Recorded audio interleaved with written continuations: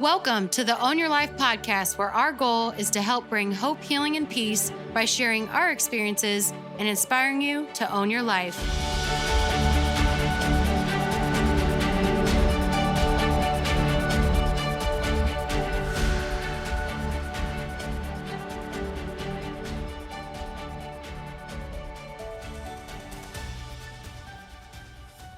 Hi, everyone. Welcome back to the Own Your Life podcast. Today, we have with us an entrepreneur that actually Matt and I have a lot in common with in terms of selling everything and moving somewhere where they don't know anybody and having a business with their spouse. Please welcome Rob Kessler to the podcast.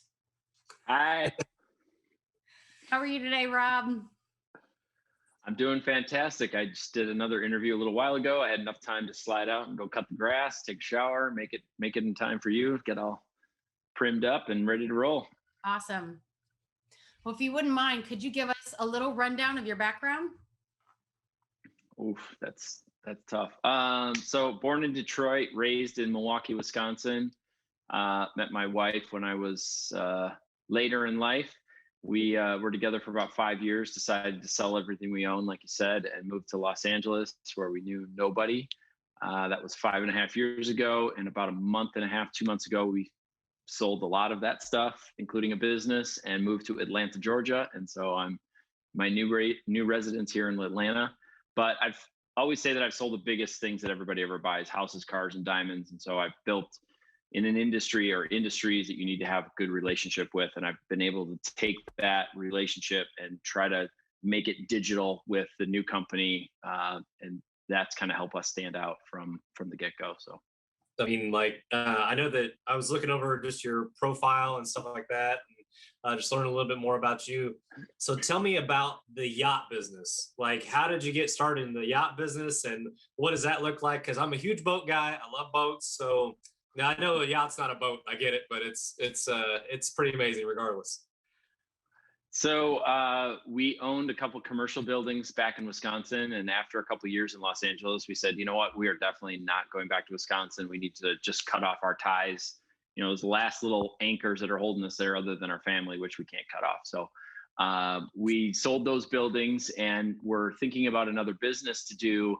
And I'm very passionate about boating. My wife has grown up on boats. I got to be like once a year, I'd go to my aunt and uncle's in Detroit and go on their 50-foot. And I was like, oh, this is the best thing ever. And like, I'd get that weekend and that jolt once a year. So I happened to we moved to the marina in Los Angeles when we first got there, because we knew we wanted to be close to the water.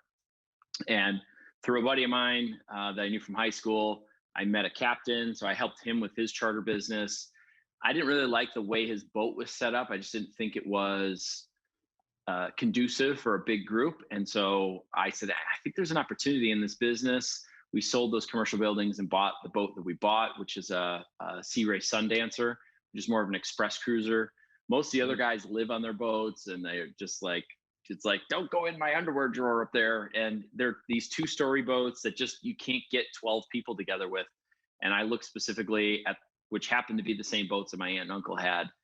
But I just remember being able to put 10, 12 people around the table and said, God, this is great. So we found our little niche in that.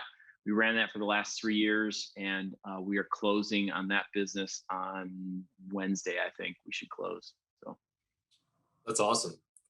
And yeah. So what other boats have you been on? I'm the same way, because I grew up, always going to the basically the lake. My dad had a houseboat. It was really small. It wasn't the 50-footer, by the way. It was something that was, we had to work on every time we went down, because it always broke it down. But we still loved it. So, but like, I know that houseboats and stuff like that, obviously on lakes is the big thing. And so you're telling me that the big thing is they don't really have like because on a houseboat, you kind of have like the 2-tiered level. You actually have 3 levels in some of them, depending on what it is. But did you have to get a special captain's license? Did you have to do certain things in LA? Because I know there are a little bit more restrictions in that for obviously that business to flourish.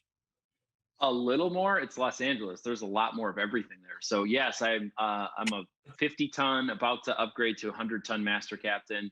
I mean, in those 3 years, I put 1,000 hours on engines of that boat. So, it turns out that the yacht charter business is like this newfangled thing for people. So, we had a lot of tourism in Los Angeles. So we were getting a lot of those clients. And then COVID hit and we were freaking. We're like, what are we going to do? We might have to leave the house we're renting and go get a storage unit and live, me and a dog and my wife, on this boat, and then try to survive that way. And we just didn't know what was going to happen. And so after being down for a month, they started to open us back up, and our business actually exploded.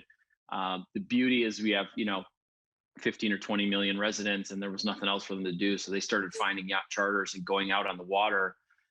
It was really, as we're all finding out now, being in the open ocean, fresh air outside was the absolute best place you could be. So even with thousands of guests and hundreds of charters, we never had any issues with COVID, and the business just exploded. And, it was just a fun little chapter, but it's just getting more and more competitive. There's more and more people coming in, which is good because I think there's more people and there's more attention to it. We always were kind of the point, you know what, let's do a little bit more service. Let's offer a little bit more. Let's bump the price a little bit more. And we just had a little better clientele. I mean, we've had some major celebrities on the boat. Pauly Shore shot the final scene of his new movie on our boat. I don't know. Ian Dior, I guess, is some big music kid. He's got the #1 song of 2020. He was on the boat. I had no clue who he was. I don't know. He was super cool though. So we had, NFL and NHL and NBA players, and people just found us. My wife is a stunt woman, and so she'd have some of those, higher ups would come through from the industry. So we just tried to set ourselves a little higher, and word got around. So it was great. I think that's kind of like the whole point of all business, though, is to kind of raise the bar a little bit and provide a better service. Because if you can provide a better service, it doesn't matter what the price is. People always pay more if you provide more value and more service. And I love that. That's what I've always thought and what I've always preached. And it's awesome to hear from the other side too, of that your yacht business is exploding because of that. It's awesome.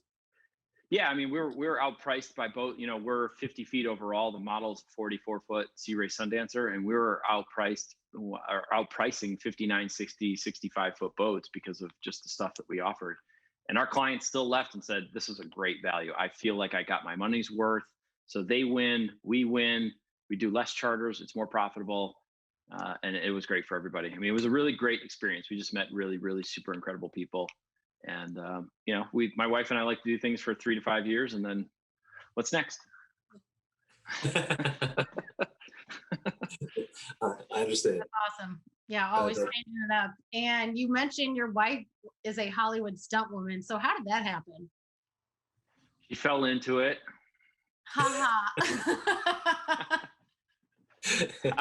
So we got to California. I knew that I was going to do my company, $1 Million Collar. That invention had already started. So I knew when we moved that's what we were going to do. Linda was a small group and personal trainer. She had her own gym in the building that we owned. And there just really wasn't a way to transition that to another trainer because people were really there for her. So we got out to California, and she's like, I just don't know what I'm going to do. And we were fortunate enough that through selling my business and the house and the other stuff that we sold, which was everything we owned, we had enough reserves that she could really go and explore and figure out what it is she wanted to do. We were hanging out with the only people that we knew. I mean, I'm much older, but these kids were like 25, 26 years old. They got German Shepherds. We had a Rottweiler. We were going on hikes. They were the leasing people in the apartment building we moved to. It was the only people we knew. So we were out one day, and Linda's like, I'm not really sure what I'm going to do. She thought she was going to work for Beachbody Corporate because she had done stuff for Insanity and some other stuff for Beachbody already.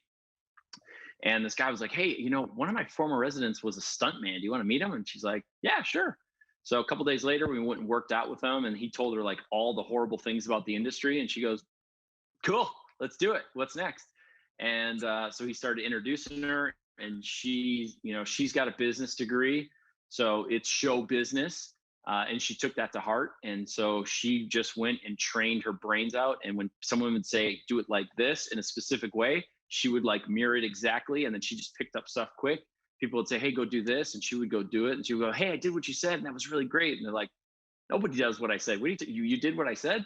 So then they were willing to go further for her and further for her. And she just was always there showing up. It just busted her butt. And it's been about 4 or 5 years now, 4 years. And she's got 50 credits. She's been in major movies, TV shows. She's just amazing. So it's been fun. That's awesome. Has she sustained any injuries doing that? She took an elbow training once and kind of shattered most of the stuff around there. So I met her at the hospital with a bloody face, and they kept saying, "Where were you? How did this happen? What's going on?" I'm like, "I wasn't even there, dude. I'm here to support and love my wife. I wasn't I was nowhere near it." But yeah, so other than that, she's always got random bruises. So she'll be getting dressed, and be like, "Oh, there's a new one." She's like, "Oh yeah, I was work training yesterday. I felt I got a knee over there when we were working out." So yeah, it's funny. That's crazy. Cool. Mhm. So who's like her? What was like her biggest, obviously, film role? Because I'm interested about that. I mean, we obviously interviewed another stunt guy, so that was cool to kind of hear that. So what was like her biggest break, I guess, The in two those roles? biggest things that you would know, she was a Skrull in Captain Marvel. So she fought Brie Larson in a bunch of scenes. She was one of the Skrulls that went flying out of the ship when it exploded in one of the fights. I mean, she was on Grey's Anatomy. She got hit by a car and like slid across the ground on a bike. And she was in Tenet, Christopher Nolan's new masterpiece. So definitely some big stuff there. A lot of big TV shows. Bless This Mess. She was Lake Bell's double for that. Fear the Walking Dead. Walking Dead. She was in Legion. I mean, all kinds of Marvel stuff. So yeah. Wow, Very She's cool. all over. impressive. Linda Kessler, you can find her on IMDb. Go see her stuff. She's all over the place. The list is getting long. It's hard to remember. So That's what's it awesome. like? What is your dynamic with you two working together? So when we are clicking, it's because I know that she's super detailed and like contracts and follow up and like that stuff is dialed in. And I'm like, hey, we could do this and hey, we could do that. And she's like, we could do that, but if we did this, then it would actually work. So we're really, I have a tattoo that's of a really loose koi fish, and one's blue and one's green that represents each of us. And we've known since we started dating that we really are different and we balance each other out. And we appreciate the things that the other person has that we don't. That's when we're our strongest. So, we've worked together for so long. And growing up, I was in real estate when I was 23, 24 years old. And I'd see these husband and wife teams. I'm like, you wake up together, you have breakfast together, you go to work together and lunch and dinner, and then you go home and you go to sleep. That sounds awful. And then I met Linda and it was like, I'm going to wake up next to you and go to work with you and do this. And so our building was really great where I had about 2,500 square feet for my screen printing shop. She had 1,000 square feet for a gym. We had this long, skinny office and our desks were back to back. So, if she had a question or I had a question, we were always right there, and then we could go off and kind of do our thing for our businesses. And it's worked out. We've definitely had our battles, but when you spend that much time, like even before we got married 5 years in, we were like, we've spent 20 years together because most people wake up and spend the whole day apart and then come back together at night. Like we're spending so much time together. We've got a lot more years under our belt than actually. That's great. What would you say is some of your best advice for other people that are working with their spouse or that want to? So the advice that I keep referring to that I haven't quite followed yet, but I want to, is if it won't matter in 5 years, don't waste 5 minutes. It's hard in the moment, but when you look back and you're like, you're fighting over something so stupid, it's like, who gives a crap? It's like, we maybe just not see it eye to eye. And typically it's because I'm trying to articulate something and then she's trying to articulate something. We're both kind of saying the same thing, but we're saying it differently. We're both like fighting for our point. We're just like, no, I think we're saying the same thing. And finally take one of us to stand back and say, I think we're on the same page. Like, let's bring it down. We don't know what that's like at all, do we, Matt? No, not at all. Usually I'm fighting for being right rather than what's right. So that's the way I usually operate. So, but it is what it is. At the end of the day, we want to, sometimes you want to choke somebody out. And then other times it's like, how do I live without you? And that's the way we, usually operate. Yeah. But, all in, fully passionate. Absolutely. All the time. And I know that you've had multiple businesses, you're doing tons of stuff. I know that $1 million collar is the deal. I know that there is so many different things within $1 million collar that are super cool. Obviously, like the stuff you showed me before. I'll let you rep that. And but as far as $1 million collar, what makes you so passionate about $1 million collar? And obviously, the follow up question to that is that why do you dislike ties so much? You know, I've come up with a bunch of ideas over the years and not really followed through with any of them. And if you can see in this photo, if for the viewers, that's an actual photo from my wedding day. It was before I even said I do. My shirt was just a sloppy, crumbled mess. I got married on the beach in Jamaica, so it was very casual. I hate ties because probably in my car salesman days, and I was forced to wear a tie when I was 21 or 22 years old, and I just cinching this stupid thing up. I'm like, it doesn't even match my shirt, but I got the dumb thing on. So shut up, leave me alone. Let me go sell some cars.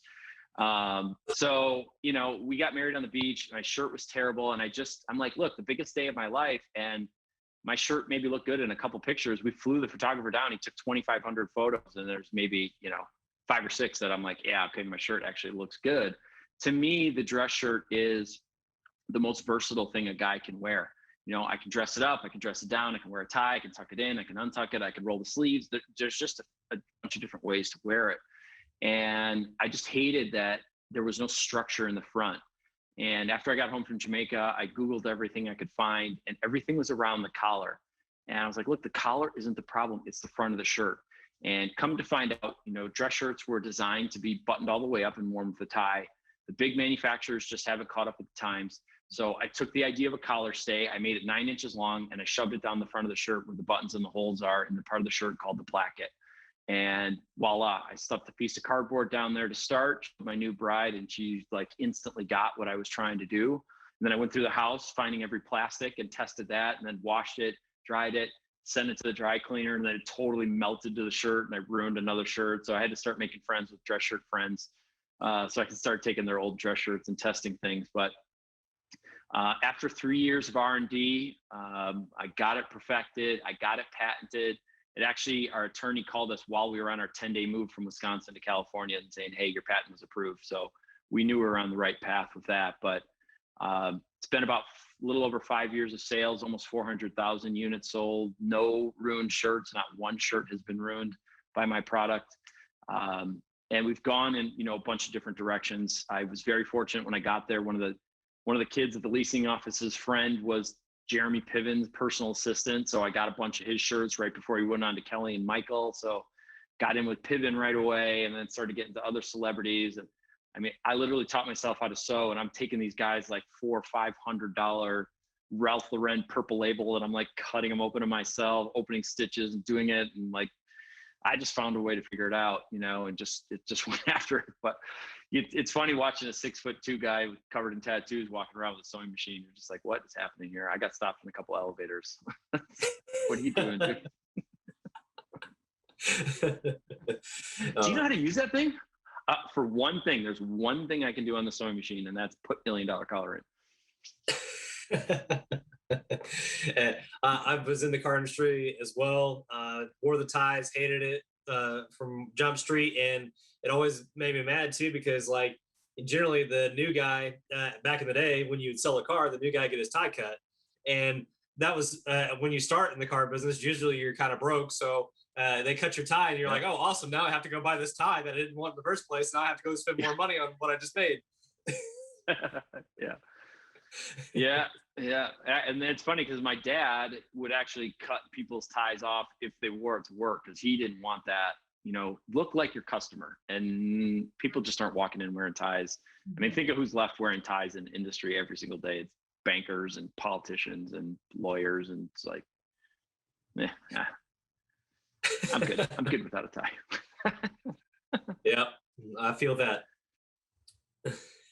Well, and with that too, with COVID and impacting a lot of businesses with people working from home and not dressing even in a dress shirt anymore, did that affect your business? Well, I'll tell you, it affected a massive deal we had on the table. The perfect storm of 3 horrible things happened to one company right as we were about to sign. a deal. They had samples were already made. We were like right there. So that sent us back to the drawing board, which ended up us starting our own dress shirt line. We've talked to every major brand out there. Those guys just don't want to pivot. I feel like coming out of COVID, you can't just be, Ralph Lauren or Express with the same old shirts that you've always had. Like, you're going to have to reemerge with something unique. And I literally have the only thing that speaks to the massive majority of the market. I mean, I've seen studies that say 88 to 90% of dress shirts are worn without a tie most of the time. And while I'm pitching PVH for Calvin Klein and all these major brands, they're coming out with a collar that stretches 1 inch. I mean, who cares if the collar stretches? Nobody's wearing a freaking tie. And they were so excited about that technology. I'm like, you guys are the Titanic and can't even pivot. So we said, forget it. We're just going to prove that we can, make a shirt that is going to sell based on this technology. I mean, a couple of guys in New York made a shirt that was just a little bit shorter and did $200 million a couple of years ago. So with nothing proprietary. So we figured we'd go after that. So we launched Go Tieless. It's the first shirt designed to be worn tieless. And then also now on the website on $1 Million Collar, we have stock of Ralph Lauren, Calvin Klein, Van Heusen, Tommy Hilfiger, Kenneth Cole that I buy. I put $1 Million Collar in, so you don't even have to screw with it. You could just grab a shirt that you already know and love, and the size you already know, and the color you want, ship it to you, and it's already done, ready to roll. So that's awesome. It's amazing. Yeah. Yeah. And I'm sure you're referring to Untuck It, right? The guys at Untuck It. Is that the shirt that you're talking about? Yeah. Yeah. We talked to those guys. We were really close with those guys. I mean, who's going to wear an untucked shirt and a tie? I mean, we thought it was a big thing. So, I mean, look, we talked to Men's Warehouse. They have salespeople, they have tailors, they have dress shirts in 2,000 locations. And they were just like, I don't think it's for me. I'm like, I think it is. So, you hear no 1,000 times and you just keep going and find another reason to, if he says no, then I'll try this. And if they say no, I mean, we're in 650 dry cleaners and tailors right now. So I'm catching up to their 2,000 locations and they're in bankruptcy. So who knows? We'll figure it out. That's great. It sounds like you have a lot of resilience too. So where does that come from? And being able to keep pushing past the no's? Because I know a lot of people just fold, especially when they get rejected. I don't know, man. My dad built a business when we were little, and I just watched that grow from nothing to the third largest independent jeweler in the country. And I know he had a lot of challenges. I was fortunate that my aunt and uncle had businesses. My grandma ended up having like the largest bridal shop in Detroit. She started with 2 dresses she made herself, sold those 2, made 4, sold those 4, made 8. And she just started that from nothing. So I was fortunate to grow up around people that were doing business. I just get really stubborn when it comes to some stuff. Like behind my screen right here is a 5,000 piece puzzle, and on the floor is in a box I'm working on 13,000 piece puzzle, and I'll just sit there and it's like 8,000 or 9,000 pieces of white that I'm just like, will this fit? Will this fit? Will this fit? Will this fit? And then my wife is just like, you're nuts. But for me, I can just get out of my head and just know that I can just try and try and try. And then when it's done, it looks amazing. But, I find no, and I try to focus on solutions and not problems. You're going to have problems in life no matter what. So I get hit and it's like, okay, well, what if we do this? What if we do that? And that's helped me, I guess, through all this. I mean, there's so much wisdom in what you just said, though, is that, there's a lot of people, especially with the puzzle thing. I can't do the puzzle thing. She's amazing at that. I mean, I'm completely out. I get way too frustrated. But I am with you on just showing, I know that showing up, that's not necessarily it, but showing up does help. At least I feel like when you win, or to get to the win, I feel like you have to have a reset. You have to be able to reset at some point. And I think that it's the reset is almost inside of the journey, which is unusual in itself, because some people have to take time out to have the reset. But it sounds like from your description of that, the reset's inside the journey, which is very rare. Yeah, I mean, it's part of it. I mean, don't get me wrong. There's days that it's like 10 in the morning and I just throw up my hands and say, forget it. I'm going to go do something else. Today is just screwed. It's gets done. And it could be as simple as this stupid printer that doesn't want to work. And I'm just like ready to throw it through a window. So, you know, there's not every day is that. I'm fortunate that I've got a partner in life that is going through the same thing. I mean, we have 5 LLCs between the two of us. So, you know, there's days when she's down and she doesn't know what to do, and I'm there to support her and lift her up. And then there's days that I'm just like ready to throw in the towel. I'm like, what am I doing with my life? I'm 43 years old and blah, blah, blah, blah, blah. And I sit and make excuses and I pout, and she supports me and then kicks me in the butt and says, let's go. I mean, take your day off, have a cocktail, and reset tomorrow. I mean, tomorrow's always a new day. So, you know, don't be afraid to scrap the day and just focus on something else. That was one of the great things with having the yacht charter business, being a captain, is it actually forced me away from my desk. And when I was away from the desk and sitting at the helm, making sure everybody's having a good time, but my mind is just going, because I'm not trying to get QuickBooks done. I'm not trying to respond to an email. I'm not trying to do all this. I can't do anything but think. And that's one of the things that the puzzle does, is I just put on some music. And now we live on 5 acres. And so I sit on my riding lawnmower and for 3 or 4 hours and, you know, cut the grass like Forrest Gump. But I'm like, it gets me away from the computer and I can just think and just let my mind wander and get creative. If you don't break that rhythm, I have a hard time, you know, coming up with good ideas. So. Yeah. And what prompted the move from LA to Atlanta? Because you're not gonna do any charters in Atlanta, obviously. No, so we're closing on that business on Wednesday. That was a tough decision, but my wife came out here in like January. She got a job for 2 months to work on something Marvel. There's huge production here in Atlanta, far more than there is in Los Angeles. So she'd get a couple of days work here and there, not usually the longer 2, 3, 4, 5, 6, 8 week runs. Mm-hmm. Those are the big paydays, obviously, because when you're locked up. Otherwise, it's just like hustling from one job. I only worked 1 day this week where I could work 5. So she was here for about 2 months. She found a house. We closed on it 10 days later. And I was home packing up the other house.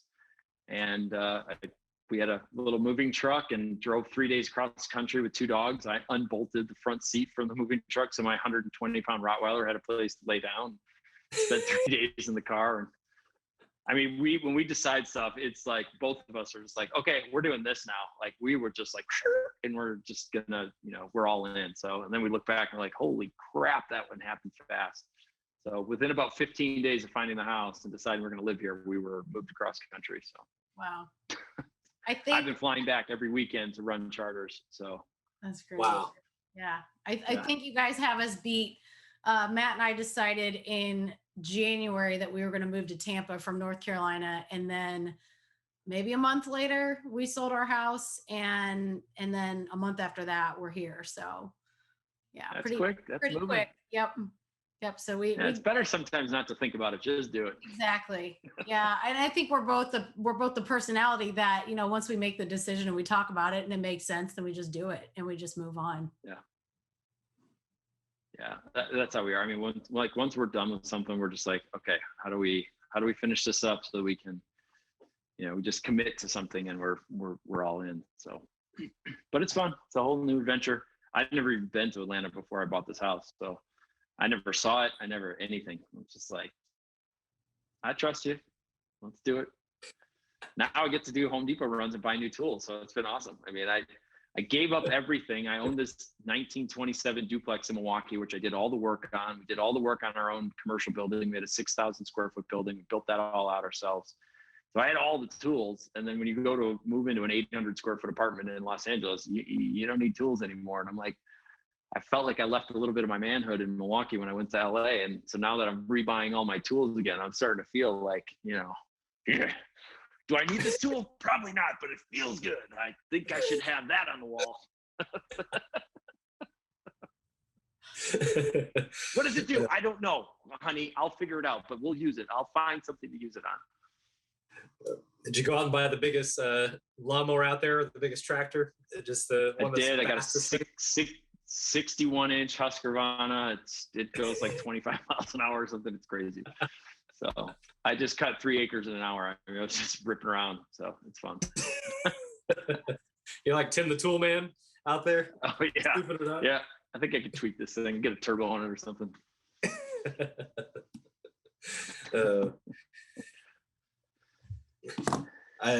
I guess from your point of view, if somebody's going to start a business, somebody's looking to open a business, somebody's looking to do anything successful, what is the piece of advice you would give them for wanting to hop in the business game?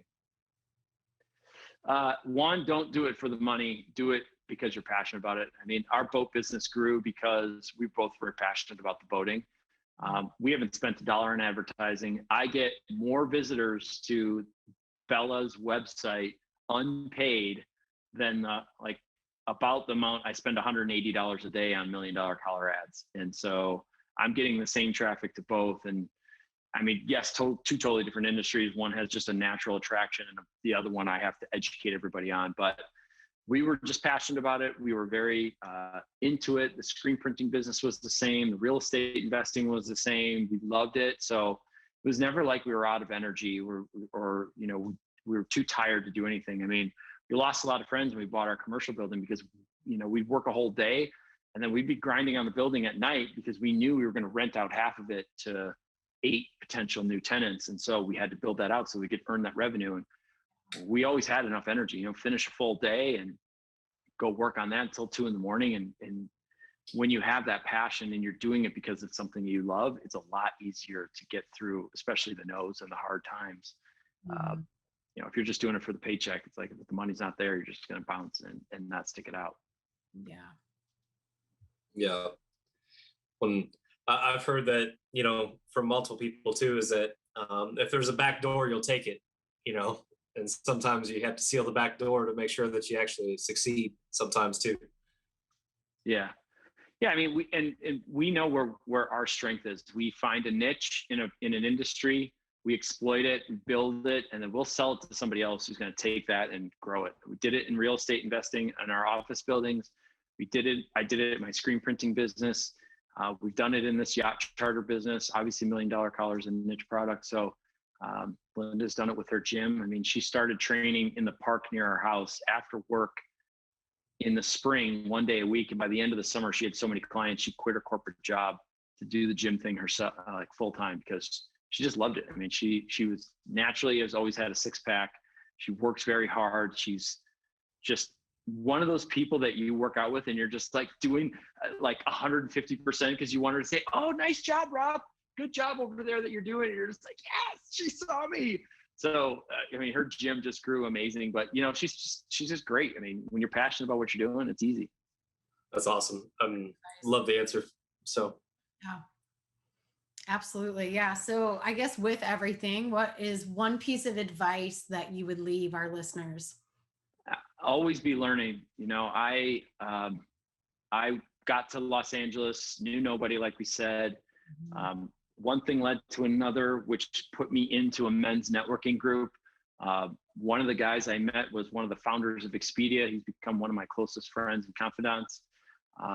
And that men's networking group put me in a place where I was gladly the dumbest guy in the room most of the time. And when you're around people, or if you want to go somewhere, you can't go somewhere where nobody else has been. I mean, the founder of Atari was there and Akon was a member. And I mean, the #1 reality show in the world producer was, they're just the people that were there were inspiring, one, but willing to talk to me and willing to tell me how they did it, how they got through and where they got. And to me, being around that kind of thing, mentors is the best thing you can possibly have. So find that, find a group, find one, find 20, whatever you can do. Yeah, awesome. 100%. We totally believe in that. And just having somebody that can see a little bit further than you is so helpful and impactful. Yeah, my buddy, he's closing major deals now. He's an advisor and an investor, and he's way out of my league, but he'll take the time and just, he went over our contract for, selling his business and just giving us a second review. And, he saw how hard Linda and I work on everything that we do. And, he's willing to put in the time. Don't waste a mentor's time. And somebody that's made it you're trading time for dollars, and those guys have worked hard enough that they've now got time on their side. The worst thing you can do is to take their advice and then do nothing with it. I mean, that's why Linda got where she got, because everybody said do this and she did it and said, hey, I did that, it was great. And they're like, oh, I'll give you more time. Like, all I want to do is see you succeed, but if you're not going to listen to me. And then she's had people come to her and say, how did you do it? And she says, do this. And then they never do anything. So it's like, well, I'm not going to keep helping you if you're not going to do what so yeah, it's a two-way street. I mean, a mentor gets something out of it and then they give something. So but it's got to be give and take. I know that a few of my mentors, I don't know if they said it to you or not. I'm sure they did, because they're like, hey, if you got a problem, come to me, but I want you to come to me with 3 solutions. I want you to think about it before you come to me, because I want you to be you. I want you to be able to mentor yourself at some point in some areas, but I want you to come to me for the big stuff. And I mean, just being able to think is probably one of the hardest things anybody's going to do, is just be able to think through some of the problems you're going to have to bring to a mentor. Well, and that comes back to what I said earlier, focus on the solution. If you're focusing on problems, your life is going to suck. Oh, this happened. Oh, I got a dent in my car. I got a scratch. I got this. I got that. So what? You got a scratch? Go get it painted. You got a dent? Go get the dent knocked out. You're out of gas? Go buy gas. Like, there's always a solution. And if you focus on the solution, the problems don't mean jack, because everybody's got problems. And it's where you spend your energy that is going to benefit you or hurt you. Yeah, absolutely. I've heard it said that if we saw what other people's problems were, that we would gladly take our own over them. Probably. And Linda, sometimes she'll be like, all of a sudden she'll feel like super overwhelmed. And I heard somebody say one time, if the problems get bigger, that means you just leveled up. And so, all of a sudden you're facing things that you never did before. It's like, wow, this is crazy. It's like, oh, I think I just got a little better at what I was doing. Now I've got the next step of problems. So good. If you got big problems, it means you're making moves in the right direction. Well, where would you like to send our audience to learn more about you if they're interested in the $1 Million Collar, or even looking at the yacht business? I know you're selling it, but things like that. Yeah, I mean, $1milliondollarcollar.com is the website. Everything is on there. We've got 650 dry cleaners. Like I said, we've got a mail-in service.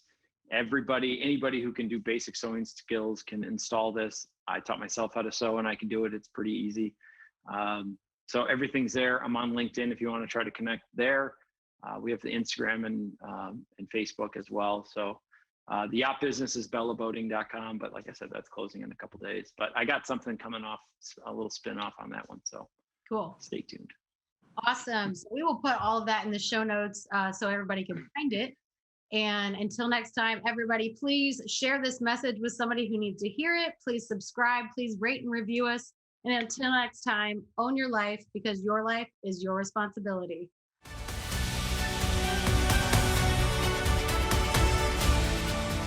Thank you all for listening. If this added value to you, please click subscribe and rate and review us. You can also find us at Own Your Life Co. on Instagram and Facebook, and ownyourlifeco.com. And as always, own your life, because your life is your responsibility.